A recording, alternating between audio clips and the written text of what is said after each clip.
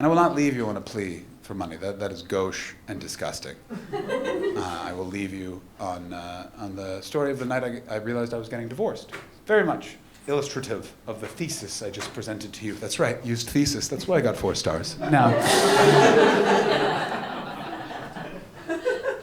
my marriage, it didn't end because someone was a prick or someone cheated. It ended because we changed fundamentally as people, and what we wanted from life fundamentally changed.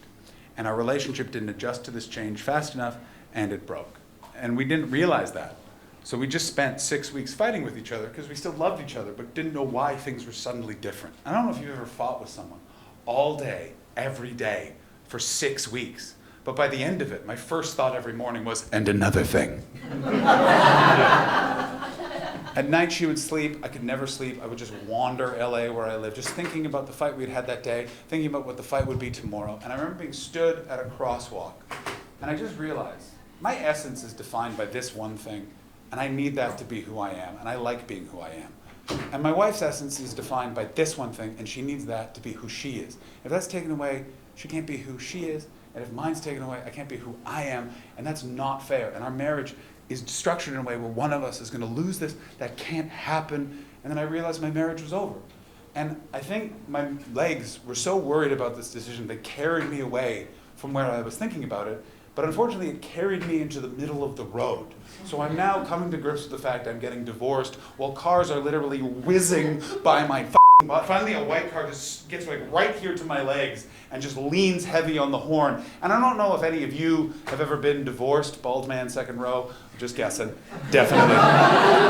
For those of you in the back, he just went, of course. And in that moment, you feel so wrong. You feel like you could have made a different decision that would have changed the course of your entire relationship, and you wouldn't be where you are in that moment. And that is how I felt in that second. And then when he leaned on the horn, I just couldn't be wrong anymore. So I just went, oh, shut the up with that horn, you car boy. Take that! And when I gave him the finger, I suddenly realized that's not any car. That's an LAPD cop cruiser.